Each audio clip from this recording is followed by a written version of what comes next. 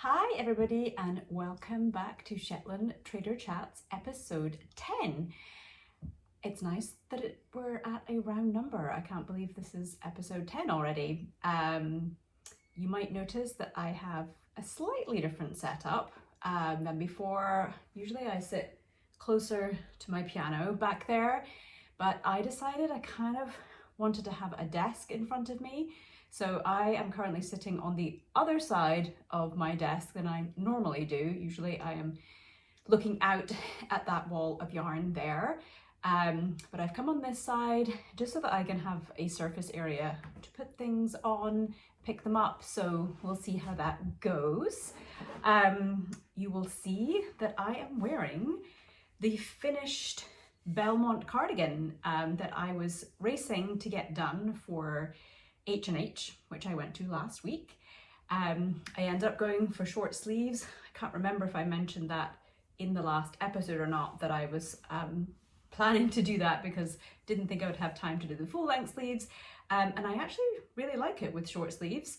So I think that will be something that I will add into the update of this pattern. So I'm planning to do that in the next 2 to 3 weeks. And hopefully have a new version of the pattern to share sometime in June is probably the most likely time. So again, this is my Belmont cardigan, which I published in my Shetland Trader book 2, and it is available as an individual pattern. So that update will be coming soon, but I'm really happy with how it looks in the Hearst colorway.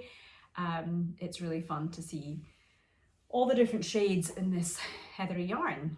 So yes, I took this to H&H. H&H is it's an industry event for those who don't know. It originally started in Cologne. I don't know how long it's been going on there for, I think a long time.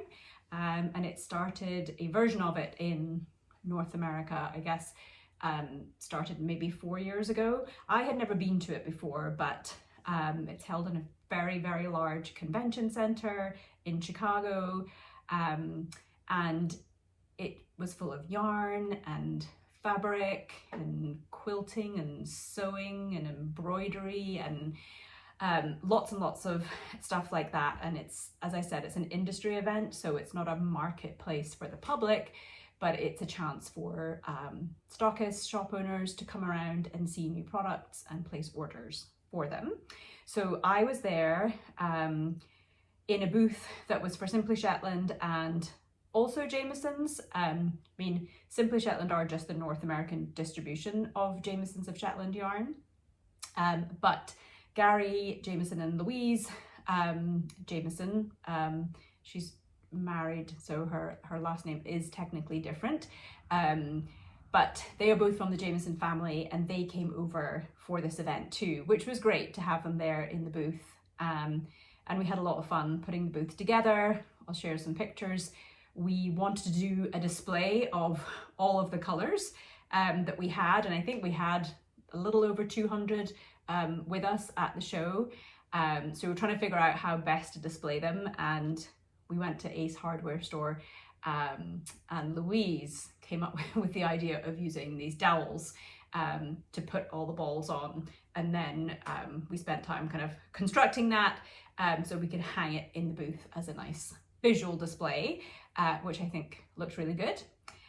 We had a lot of samples there, and then the thing that we were sort of bringing as show specials for our stockists were cones. So Kate, my colleague, and I both got to take some of the cones back with us. Louise had brought over, I think, 5 different colours just so we could have them in the booth. So we got to take a couple each away from the show. So we're going to introduce these cones to Simply Shetland stockists. So they were able to set up, well, we set up pre-orders for them for 19 different shades. So not all 220 plus colours of the Spindrift. The cones are equivalent to 20 balls of Spindrift. So if you're working on a project that uses a lot of a main colour, it's a really handy thing to have to just work straight off the cone rather than having multiple different small balls. The small balls are obviously great to have for Fair Isle knitting, stranded knitting, colour work, because often you just use very small amounts of them, but the cones are great if you want to use a lot of the main colour. So I definitely plan on doing something with these cones. What was I going to say? Something came into my head. Now it's gone out again. Oh, that the cones are also good for weaving. So if you're into weaving, these are also a great thing to have.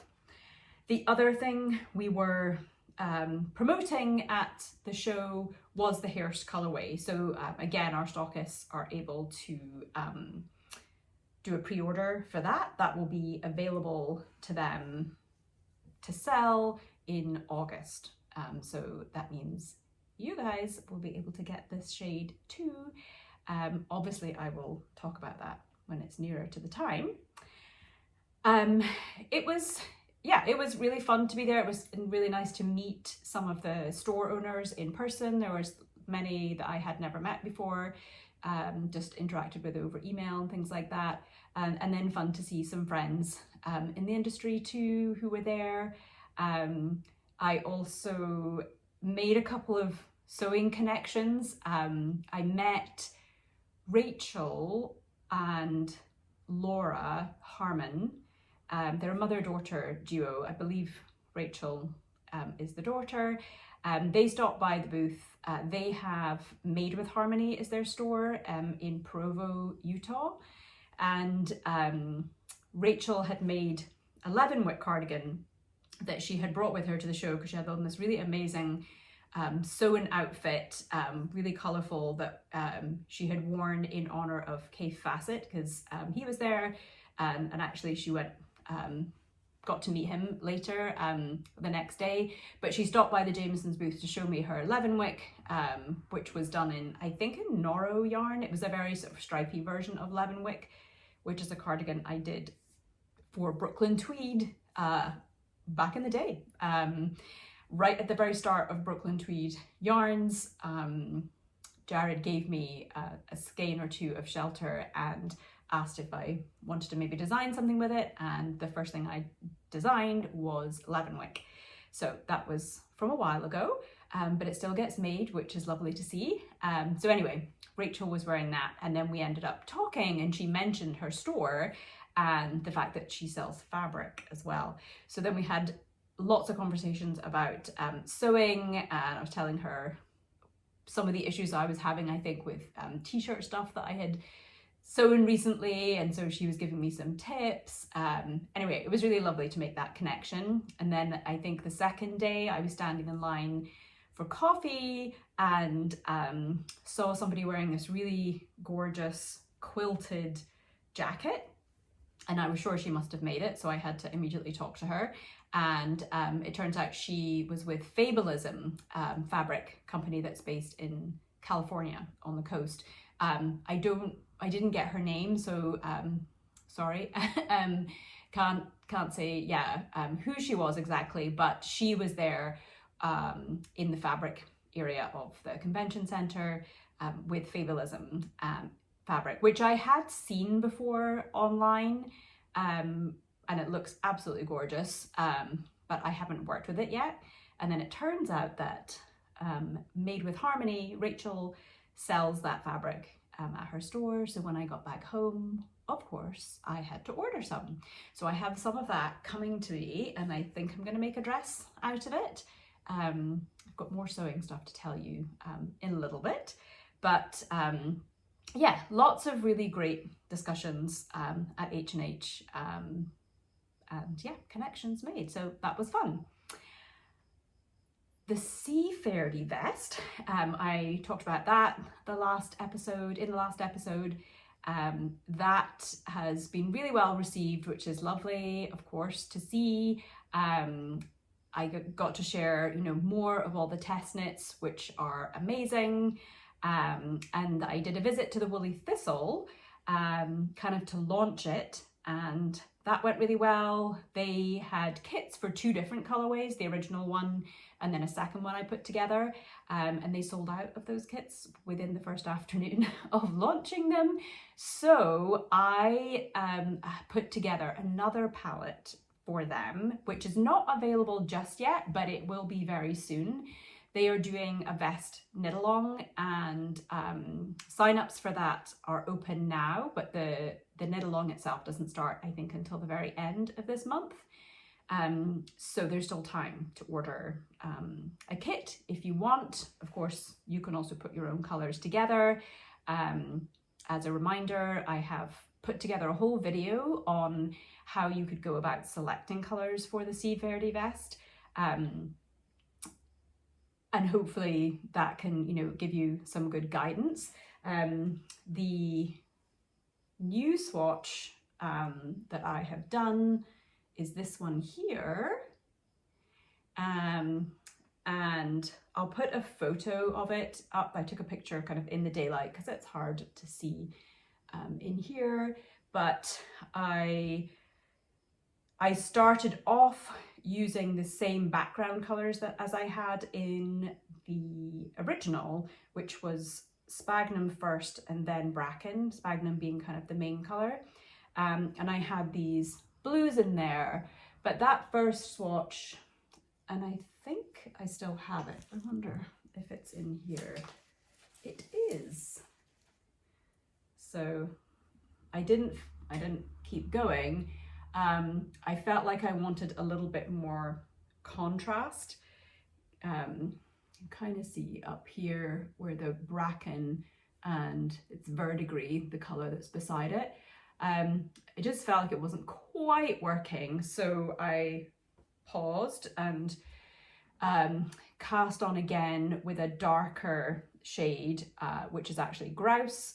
Then I moved to the sphagnum. So I kept the sphagnum in there, I just moved where it was, and I felt like I got better contrast with my motif and my background colors that way.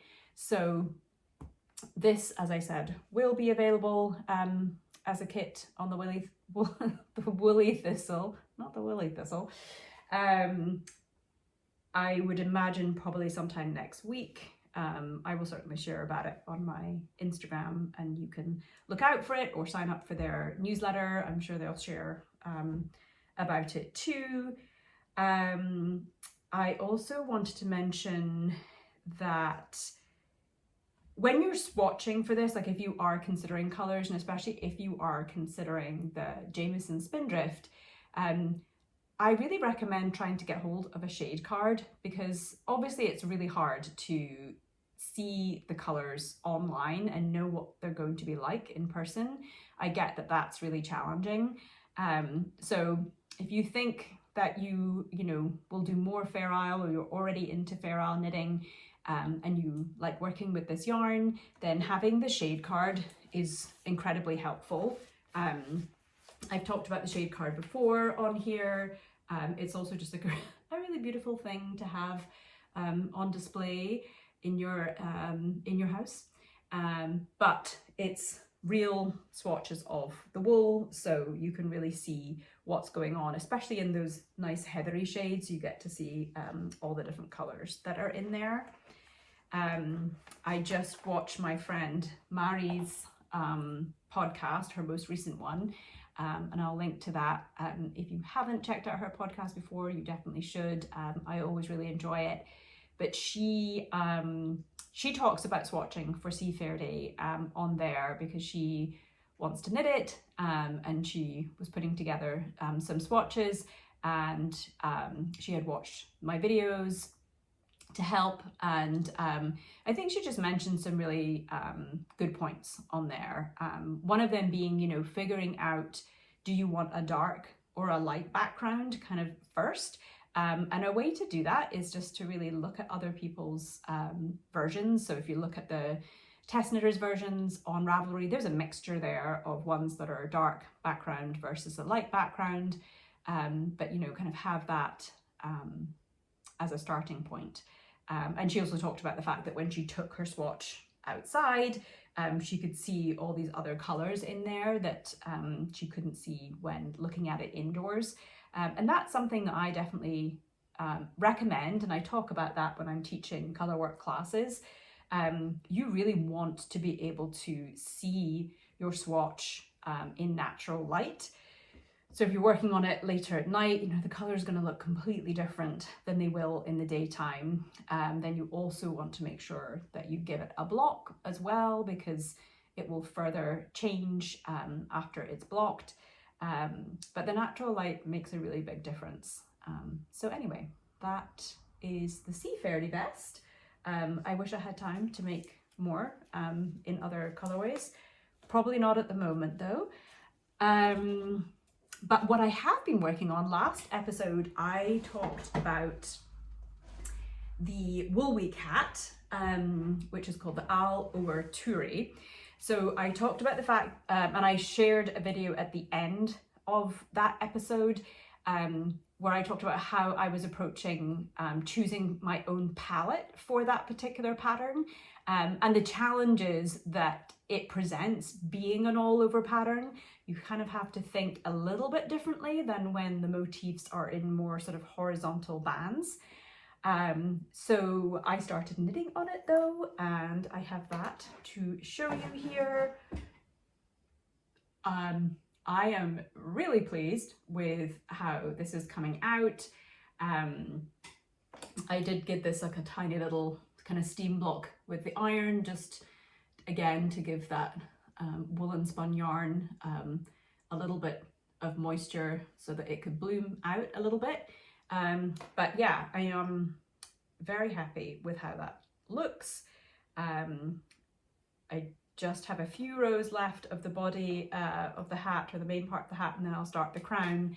I did also, I changed the numbers a little bit. So I think, I can't remember what you increase to after you've done the brim, but I reduced that by probably a good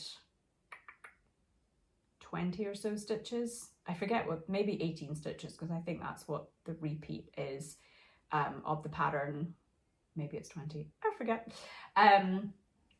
So I did reduce that based on other hats that I have made or designed. I wanted to get closer to my numbers, just knowing that that's a size that fits my head well. So I did change that up a little bit. But yeah, I'm excited to finish this and have this. And then I have to think about whether I'm going to get to Shetland Wool Week this year or not. I do not currently have any plans exactly, or I haven't booked anything to travel wise to go, but I am thinking that maybe I will try and squeeze it in. Obviously I have somewhere to stay at my dad's house, so that makes it easier to decide last minute if you are going to Shetland Wool Week. You kind of have to plan pretty far in advance for your accommodation especially. And I am going to talk more about traveling to Shetland during Wool Week, but also just in general. I haven't quite decided if I just make that as an entirely separate podcast episode that's just travel to Shetland, or if I start to feed it into some of these episodes when I'm not traveling myself so much, because I've been doing so many different trips recently. I'll have a little bit more brain space to think about how I want to integrate that into the podcast here. So I feel like I've really neglected talking about there. For those of you who might be watching for the first time, there is a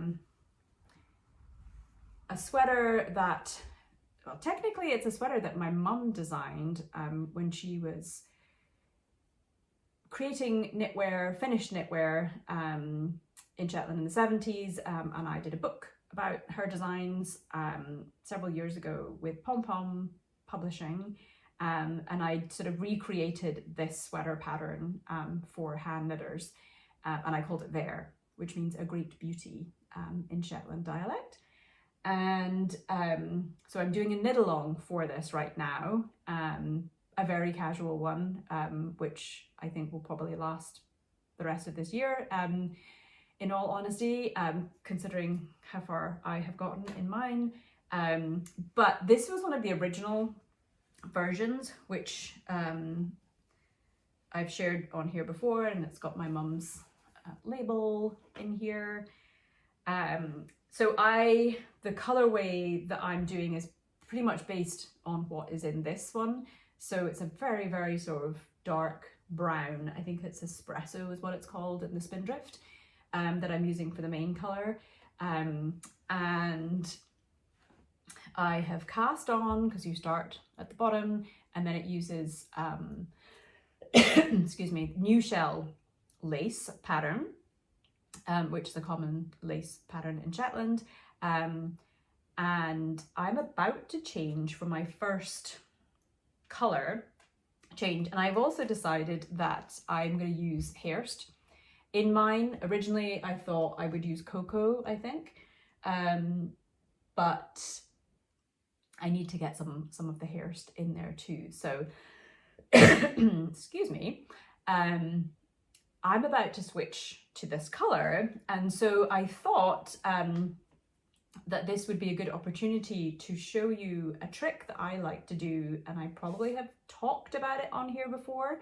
I don't think I have shared it exactly or demonstrated it, but it's spit splicing in the new color so that it starts exactly where you need it and you don't have any ends to weave in. So I'm gonna record that as a separate piece of video to show you, so that I can have my camera overhead and I'll slot it in right here. Okay, so here I am sharing my spit splicing on my Veer sweater. I do have a whole video for this, tutorial for this already here on YouTube, but just figured I would pop this in to my podcast because I use it all the time, and it's really one of my favorite things to do with Shetland wool and in projects where I'm changing colors, you know, for stripes. So with this, you're stopping a certain number of stitches before the beginning of the round where the color change will happen. I usually stop 10 stitches before the end of the row, and then I just wrap my yarn around the needle 10 times. So 1, 2, 3, 4, 5, 6, 7, 8, 9, 10. I usually add about another 1.5 inches to that length. If you're trying this, you might play around with that length. It's a little trial and error to begin with. Then I let that come off the needle, and I break the yarn at that point. Then I pull apart the 2 plies, and I'm going to pull out one of those plies so that one end is technically a 1-ply section. This is a 2-ply yarn. And then I take the end of the new color, which is going to be Hearst for me in this project, pull apart for about 1.5 inches as well, pull out one of the plies. So again, this end is also just 1 ply. Then you're holding the thinner parts of both ends over each other. So you just kind of basically put them in an X shape over each other, and then you're going to fold each color back onto itself. So if I just hold those in place with my fingers right now, they're looped around each other. And then I usually just take this and put it into my mouth. So I'll do that. And then put it in the palm of my hand and go over it with my other palm, and I check and see if there's anything still like sticking out at all. If there is, just kind of go over it again, and then, you know, once it feels securely joined, then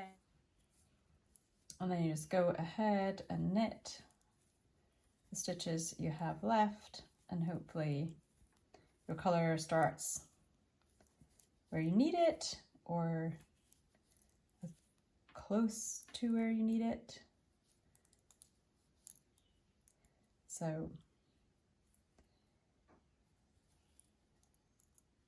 can see, mine is at the end here, and I'm just about to start the new round. I think technically actually I have one more stitch to go.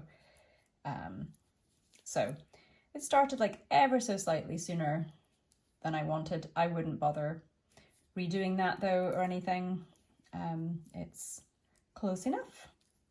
So that's spit splicing. So I also thought it would be fun to just share a few other vest patterns that have been released relatively recently that are also in Jameson Spindrift.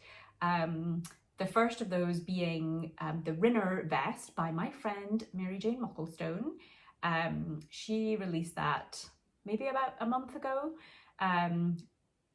It is based on these fingerless kind of mitt things that she did in her Fair Isle Weekend book, which is a great book with lots of great photography and patterns, all taken on Fair Isle itself. I was there for that photo shoot. It was a lot of fun. So the Rinner, I can't remember if they're called wristlets or exactly what they're called, but the motif on that fingerless mitt pattern is what she's used on the vest, and it's really beautiful, and there's lots of great versions in Spindrift. So again, I would check that out on Ravelry. I will link to that below. And then another person who does a lot of really gorgeous vests also in Spindrift is Marianne Stevens, and she released one maybe it was February or something like that, called the Sheep Meadow waistcoat, but she's got several other ones, and she also sells kits for all her vests. So she has those on her website. I will link to that below, and I'm pretty sure based on an Instagram post that she did recently that she has another one in the works, so that's probably coming along fairly soon. And then another pattern by a Shetlander called Linda Shearer. Linda was the Wool Week patron 2 years ago, I think. Can't remember exactly when, fairly recently. She released a vest pattern called the Vista vest, and it uses, I think it maybe only uses 2 colors, so it is kind of an all over stranded vest, but it's a little different looking, and she uses a Shetland method of steeking, which I think is maybe particular to the part of Shetland that she lives in Walser. It's called the Bracken Eek method. So instead of casting on steek stitches, which is what you do for the Seafairdy vest, you know, you get to the upper body, to the armholes, you cast on steek stitches so that you can keep working in the round.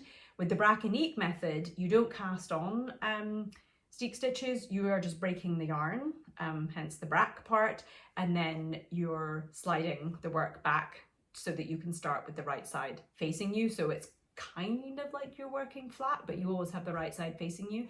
So then you have just ends hanging out. I've never used that method myself. I mean, I use it for when I'm making the swatches, essentially. Like I work along, break the yarn, slide it back down so the right side's facing me, join the yarn in again. So it's essentially doing that. But she uses that in that vest pattern. So you can check those out. I am heading off to Montreal tomorrow for Knit City. Love going to Montreal, and I love the fact that I can drive there from here in Massachusetts. It's only about 4.5 hours, and it's a relatively easy drive. I don't have to go through any major cities or big trafficy areas, so I will be setting off on that journey tomorrow. I'm teaching a couple of colorwork classes and also a steeking class too. So looking forward to that. Sewing. So I have to say, sewing has been a real kind of balm to me recently. I found it to be very kind of therapeutic. It just uses a different part of my brain, and I really enjoyed being able to just switch off from other things, or, you know, any stressy things going on, and just fully kind of immerse and engage in the sewing process. And I'm making a lot of things and a lot of progress, lots of mistakes as well along the way, which, you know, that's, I guess, par for the course. But yeah, just like learning a lot. So the last episode, I hadn't quite finished my Burnside bibs, but I did manage to get those all finished, and really happy with how those turned out. I haven't actually given them a full day's wear just yet. It's kind of only now fully settling into being warmer temperatures. So I do see getting a lot of wear out of those because they are in Cairo linen. So it's a really nice fabric, but definitely a good one for warmer weather. And then just, well, I guess yesterday I finished the blouse that you can see hanging up back there. It's called, I think it's called the Zeli blouse. It's from a company called Clematis Patterns. They're French. So I saw somebody else on Instagram whose handle I can't remember right now, but I will link to her. She shows lots of great sewing things that she's done. She had made this, and I immediately fell in love with it. And she mentioned in her post that it was a French pattern. It only comes in French. So I was a little hesitant as to whether I would be able to do it. But she did say that there is a whole video tutorial, which basically shows you, you know, what to do, and that she found it easy enough to follow along. So I figured I would just go for it. And she was right. It was pretty easy. I did look at the written pattern as well, and I did use Google Translate for some of it.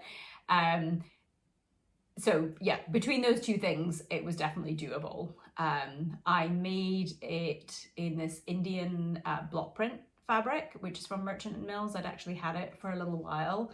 I mean, a few months. I think I got it in January or something like that. And it's kind of perfect for this project.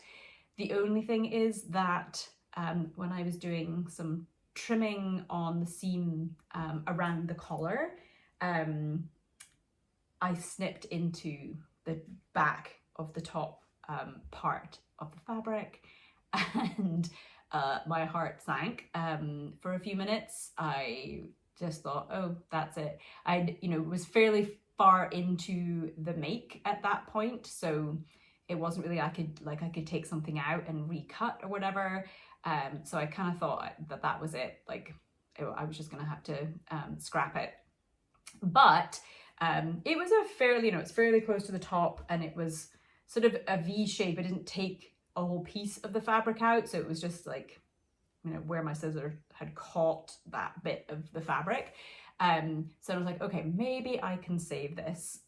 So I put some of that sort of interfacing type of fusible interfacing on the wrong side just to hold it together there. And I also used a little bit of invisible wash away tape as well over it, just again to hold the pattern in place. And then at the very end, after I'd finished sewing everything else, I think I just had the sleeves left at that point, I decided to put like a little square of fabric on the back over that.